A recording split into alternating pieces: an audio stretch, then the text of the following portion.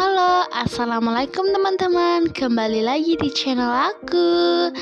Kali ini aku ingin bahas tentang rumah makan Padang. Jadi sejarahnya, terus makanannya, terus terkait dengan rumah makan Padang, kenapa sampai saat ini bisa menyebar ke seluruh Indonesia, bahkan ke seluruh dunia. Tapi sebelumnya aku minta bantuan dari teman-teman untuk dukung channel aku ini dengan cara like, comment, share, dan jangan lupa subscribe. Bagi teman-teman pasti udah gak asing lagi apa itu rumah makan Padang, nasi Padang, juga masakan-masakan Padang.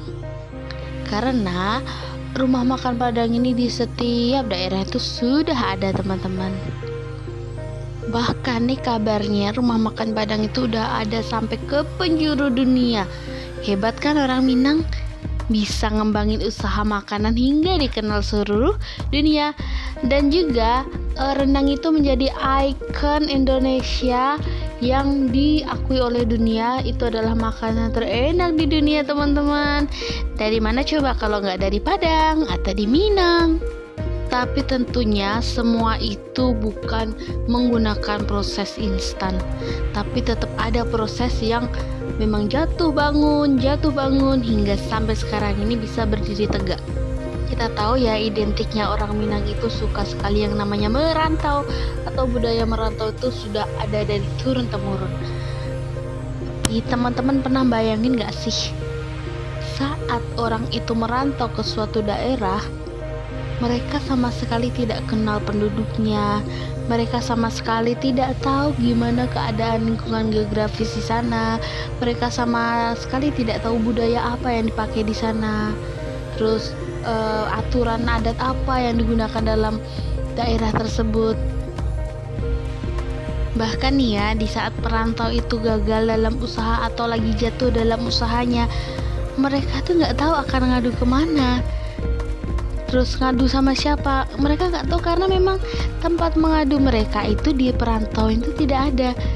Ya karena memang mereka tuh datang dari tempat lain, di daerah lain, otomatis tidak ada sanak saudara dong di sana. Rata-rata atau kebanyakan seperti itu sih teman-teman. Tapi kenapa sekarang rumah makan Padang itu begitu terkenalnya di mana-mana? Sejarahnya itu tidak luput dari perantau-perantau ini teman-teman. Jadi teman-teman tetap ikutin, tetap simak ya, agar teman-teman dapat informasi dari aku. Dan aku ini bukan ngarang teman-teman, aku ini membaca dari referensi-referensi, dan aku menyimpulkan agar teman-teman juga bisa tahu tanpa teman-teman harus repot mencari referensi-referensi lainnya. Ya teman-teman, kita bahas dari mana dulu ya? Dari mengapa disebut nasi Padang. Kenapa tidak nasi Sumatera Barat, atau nasi Payakumbuh, atau nasi Bukit Tinggi, atau nasi Solo, nasi Selatan, dan lainnya? Karena kan kebanyakan nih menu-menu yang ada di rumah makan Padang itu bukan dari Padang aja, tapi memang dari berbagai macam daerah yang memang ada di Sumatera Barat. Nah, di sini kita sama-sama kupas, kita sama-sama bahas ya teman-teman, agar wawasan kita makin bertambah. Jadi, nasi Padang itu adalah sebutan bagi makanan khas Minangkabau yang dibeli di restoran khusus yang biasanya dimiliki oleh orang Minangkabau atau dikelola oleh orang Minangkabau. Restoran seperti ini dikenal dengan nama Rumah Makan Padang. Rumah makan Padang ini sebenarnya merupakan penamaan kontemporer bagi restoran Minangkabau yang mulai populer pada akhir 1960-an loh teman-teman. Dan penyebutan Padang adalah bagian dari perubahan identitas yang dilakukan oleh orang Minangkabau saat itu, menyusul pemberontakan pemerintahan revolusioner Republik Indonesia atau PRRI di Sumatera Barat. Pemberontakan PRRI resmi berakhir pada tahun 1961, pemerintahan pusat berusaha menghabisi semua elemen PRRI. Akibatnya terjadi eksodus besar-besaran suku Minangkabau ke daerah lain termasuk ke Pulau Jawa. Jadi eksodus itu adalah meninggalkan suatu tempat atau kampung halaman atau negeri tersebut secara besar-besaran untuk pindah ke daerah lain. Jadi bisa dibilang pada kala itu masyarakat Sumatera Barat itu berbondong-bondong untuk meninggalkan Sumatera Barat, Minangkabau, untuk meninggali tempat atau berpindah secara besar-besaran memang ke daerah lain seperti Pulau Jawa, terus Kalimantan, Sulawesi, bahkan aja di ujung Indonesia, Papua.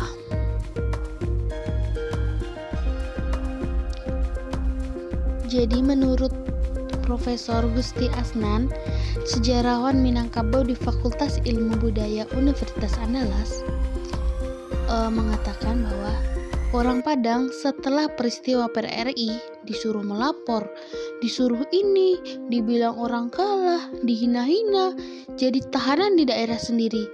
Akhirnya pada keluarlah mereka itu.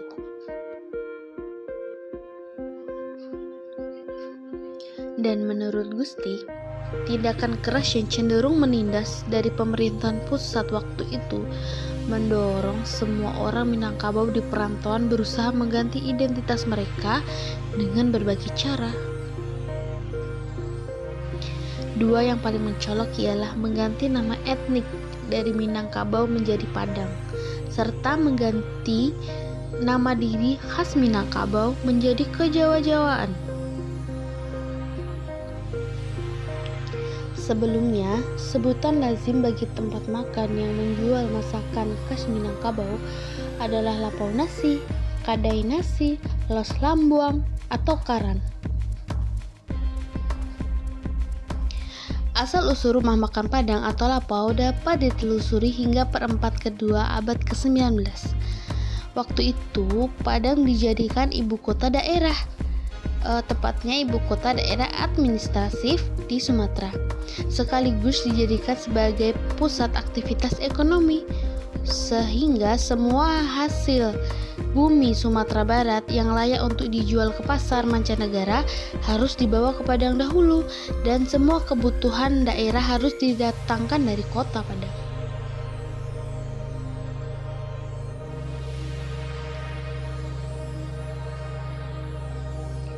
Nah, untuk menunjang pengiriman barang-barang tersebut, pemerintahan Belanda membangun berbagai ruas jalan di seantero Sumatera Barat.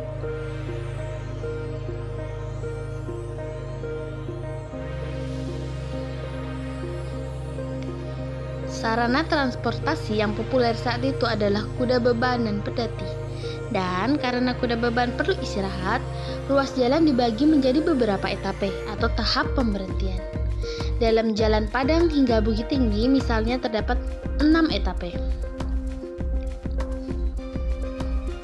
Pada setiap etape tersedia pesanggerahan atau tempat istirahat untuk pejabat kolonial dan penginapan untuk penuntun kuda beban dan sais pedati. Penginapan tersebut sekaligus berfungsi sebagai warung atau kedai nasi. Inilah cikal bakal rumah makan Minangkabau di pinggir jalan.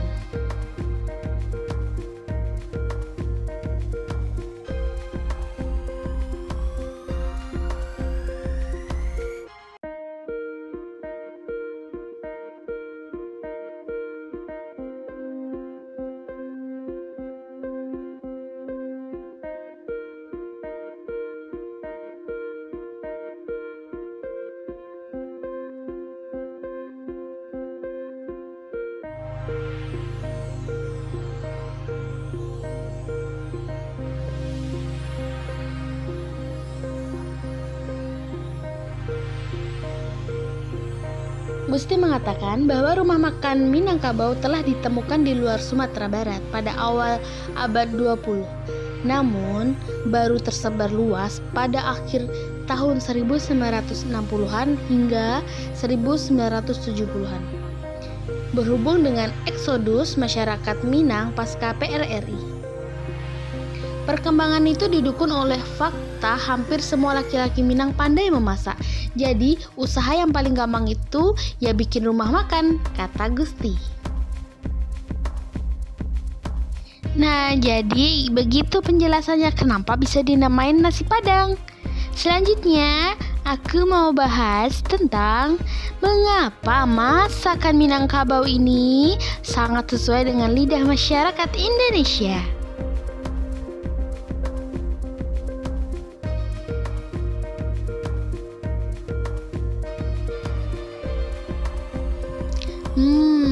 Kenapa ya kira-kira? Nah, menurut Gusti, nasi Padang begitu pas di lidah orang Indonesia berkat kemampuan orang Minangkabau mengkombinasikan berbagai jenis masakan yang masuk ke tanah Minangkabau. Rendang misalnya, terinspirasi dari makanan India yang bernama gouslas atau kalio. Jadi kalio itu dari bahasa India, teman-teman. Nah, ketika orang Minang hendak pergi merantau, kalio itu mereka olah dan keringkan menjadi rendang yang lebih tahan lama. Selain makanan India, makanan Cina dan Arab juga menginspirasi berbagai menu dalam kuliner Minangkabau seperti gulai toco dan gulai putih.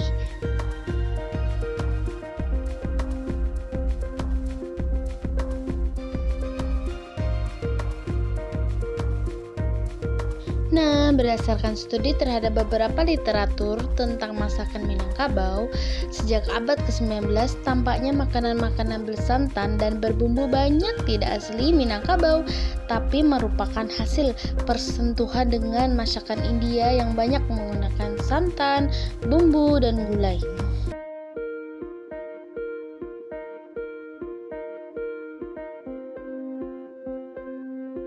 Menurut Faldi Rahman, sejarawan kuliner, mengatakan elemen nasi merupakan makanan pokok dan lauk pauk yang kaya dengan rempah-rempah membuat nasi Padang digemari masyarakat Indonesia.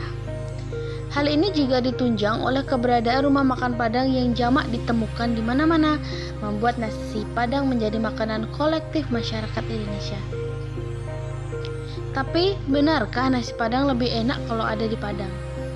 Nah, banyak nih orang Minangkabau mengklaim bahwa nasi Padang di Padang lebih enak daripada yang ada di Padang. Ia menduga hal itu karena para juru masak Minangkabau di perantauan menyesuaikan masakan dengan lidah masyarakat setempat. Nah, berdasarkan pembicaraan dengan sejumlah juru masak, Gusti menduga bahwa bumbu-bumbu yang digunakan di tanah Minang berbeda dengan yang digunakan di daerah lain.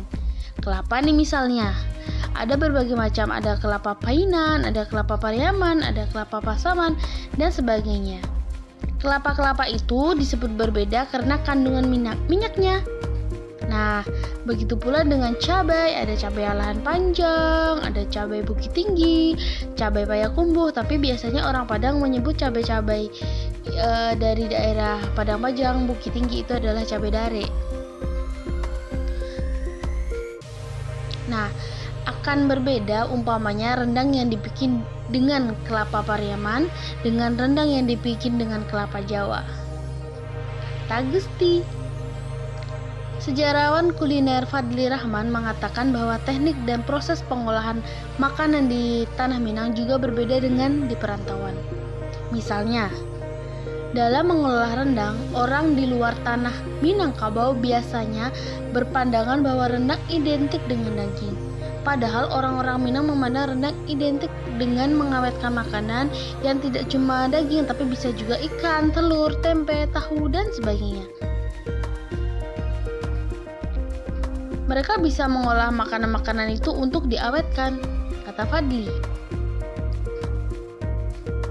Nah, jika di Jawa, orang biasanya mengolah rendang sampai jadi kalio atau masih basah.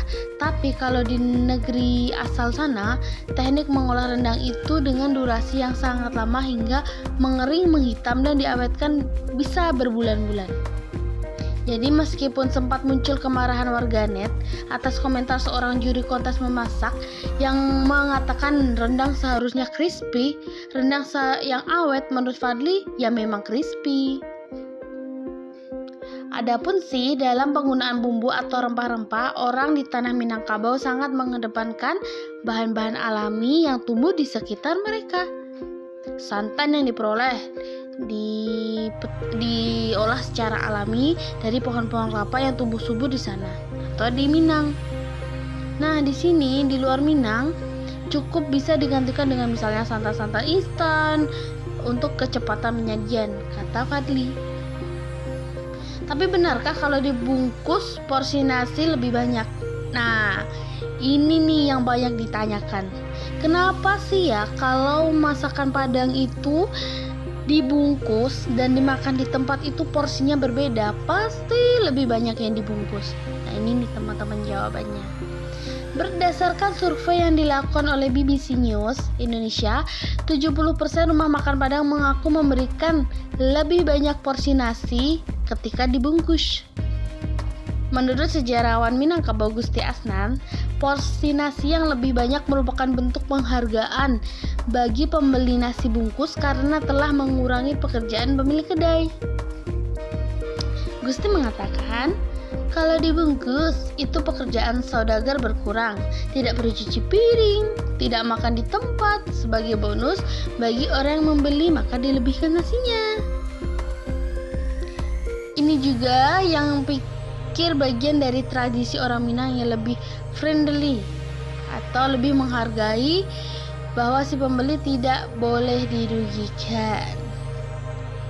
Nah, sejarawan kuliner Fadli Rahman mengatakan pemberian porsi yang lebih banyak merupakan bagian dari upaya untuk menunjukkan kesan royal. Royal dalam hal apapun, dalam bumbu, dalam penyajian, dan sangat mengedepankan sensasi seperti menyajikan piring dengan memangku kedua tangan. Iya juga ya. Apalagi kalau di Jawa ya teman-teman, mereka lebih mengidentikan dengan penyajian itu bisa dibawa piring itu sekali banyak. Aku pernah nih, cerita aku ke Jawa dan aku tuh makan nasi Padang yang ada di sana, dan kata orang Jawa di sebelah aku, kata sesama penikmat di rumah makan tersebut, dia bilang gini, ini nih yang aku suka dari orang Padang, dia bisa bawa piringnya banyak-banyak, jadi kita nggak perlu nunggu lama, kata mereka. Jadi aku merasa, oh jadi itu suatu kelebihan ya untuk daerah lain yang bisa dibilang itu kearifan lokal dari Minangkabau ya. Aku bilang gitu sih dalam hati aku. Cukup bangga juga sih. Nah, tapi kalau di Padangan itu udah dianggap sebagai hal yang biasa kan, bawa piring banyak. Bahkan ada sih yang namanya jamba. Jamba itu kalau kita ada acara, misalnya kita mau ke tempat mertua atau mau ada acara pernikahan, pasti yang isinya tuh tinggi sekali, dan itu tuh piring-piring yang ditumpuk gitu, disusun, dan dalam piringnya tuh bukan kosong tapi ada isinya gitu loh teman-teman. Oke, next. Sekarang pasti ada pertanyaan, seberapa sehatkah nasi Padang itu? Kan banyak banget nih santan-santannya, minyak-minyaknya gitu kan. Terus kadang ada yang mengklaim kalau nasi Padang itu nasi yang penuh dengan kolesterol. Mari kita bahas. Nasi Minangkabau mendapat reputasi buruk karena mengandung banyak santan yang dianggap sebagai sumber lemak jahat dan dapat meningkatkan risiko penyakit jantung. Namun, penelitian yang diterbitkan dalam Asia Pacific Journal of Clinical Nutrition pada tahun 2004 menyimpulkan bahwa pola makan, terutama kebiasaan makan gorengan, serta mengurangi aktivitas fisik lebih mempengaruhi risiko penyakit jantung. Nah, Profesor Nur Indrawati Lipoto mengajarkan di Universitas Andalas dan peneliti utama dalam studi tersebut mengatakan bahwa kandungan lemak jenuh dalam santan hanya 1/4 dari minyak goreng, dan bahwa makanan bersantan biasanya mengandung kalori yang lebih rendah dibandingkan makanan gorengan. Tuh teman-teman, jadi kita lebih aman makan gulai daripada kita harus ngemil gorengan. Ingat ya. Terus, makanan gorengan itu jauh lebih berbahaya dari makanan yang bersantan, ujar Kepala BBC News Indonesia. Tuh kan bener, aku sependapat banget deh sama Kepala BBC News Indonesia. Ia menambahkan bahwa makanan Minang kaya dengan bumbu seperti jahe, kunyit, lengkuas, dan serai yang berperan sebagai antioksidan, mengurangi berbagai risiko penyakit seperti penyakit jantung, stroke, hipertensi, diabetes, dan kanker. Meski tidak berarti nasi Padang bisa mencegah penyakit jantung atau diabetes, kata Profesor Indrawati, tapi setidaknya hidangan itu tidak seberbahaya yang dikira sebagian orang. Selama ini kan orang hanya menonjolkan santannya aja, Jadi orang juga harus melihat dong bahwa bumbunya juga berpengaruh penting, ujarnya. Namun demikian, Profesor Indrawati menyarankan supaya mereka yang gemar menyantap nasi Padang juga rajin memakan sayur dan buah-buahan, karena sayur dalam hidangan nasi Padang pada umumnya daun singkong, gulai nangka dinilai tidak memadai.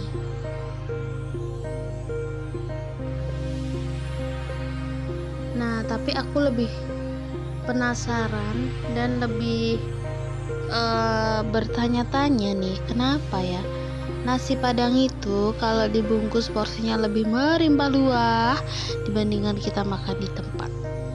Ada yang tahu nggak teman-teman? Nah, mari kita bahas sama-sama.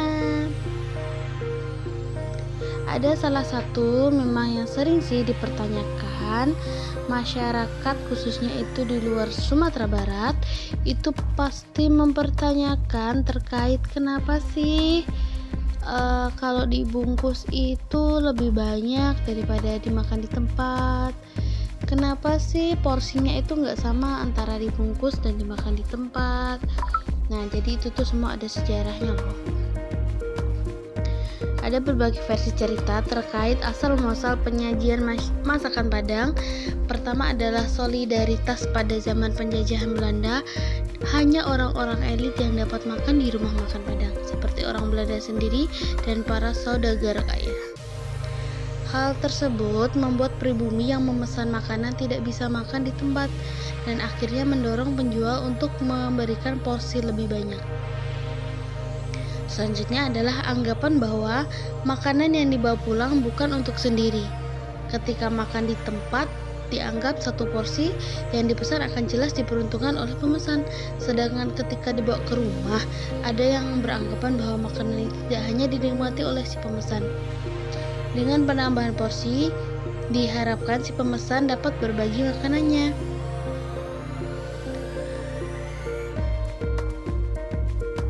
Berikutnya mengenai biaya pelayanan, sama seperti take and service itu yang biasanya kita bayar ketika berada di restoran. Namun pada masakan Padang, ketika memesan makanan untuk dibawa pulang, penjual dianggap pelayanan yang dikeluarkan tidak sebesar pada pelanggan yang makan di tempat. Lalu ada perkara tentang sabun cuci. Makanan Padang itu kan identik dengan santan-santan, minyak-minyak, dan penyajiannya itu juga membutuhkan banyak piring atau wadah, sehingga akan membutuhkan banyak biaya untuk pencucian. Sebaliknya, jika pesanan dibawa pulang tidak ada yang dicuci dan mengurangi biaya yang dilakukan dengan penambahan porsi. Ya teman-teman, sekarang kita akan lebih fokus membahas tentang nasi Padang yang kalau dibungkus itu bisa banyak, tapi kalau dimakan di tempat itu sedikit.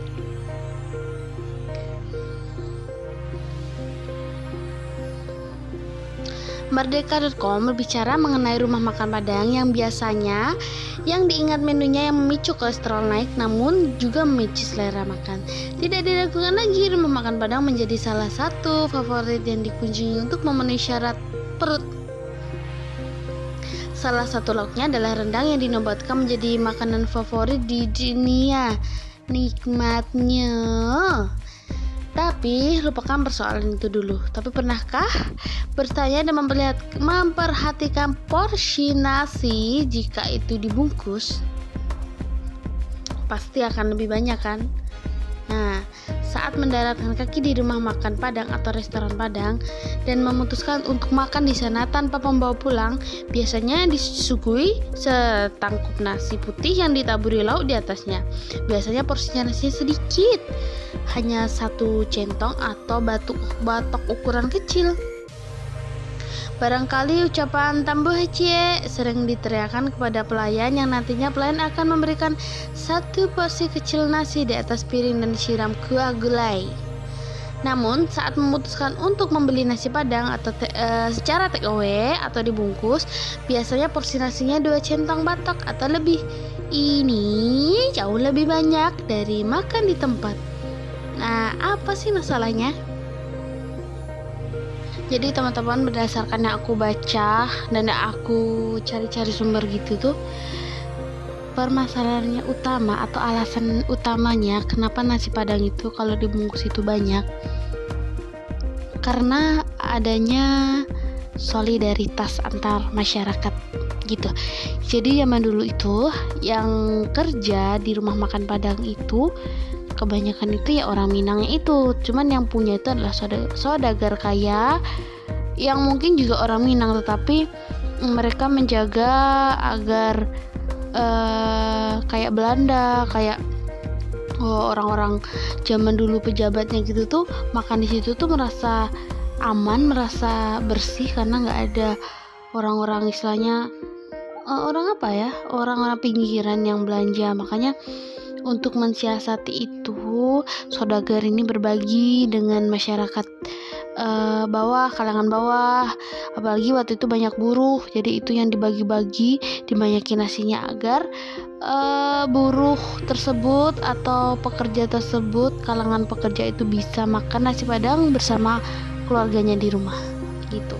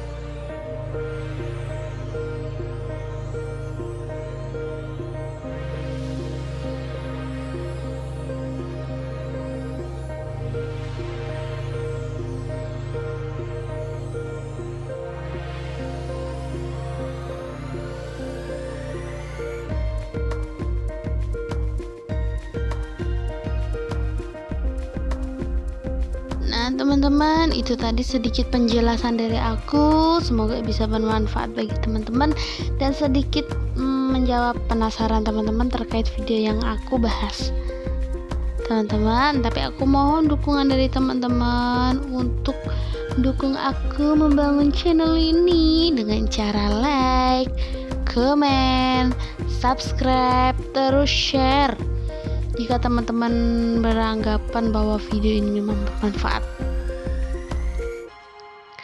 Aku doakan semoga teman-teman yang membantu aku diberi keberkahan Allah, diberi rezeki. Oke teman-teman, terima kasih. Aku tetap putar videonya ya, karena ini adalah perjalanan di Kota Padang. Terima kasih teman-teman. Assalamualaikum warahmatullahi wabarakatuh.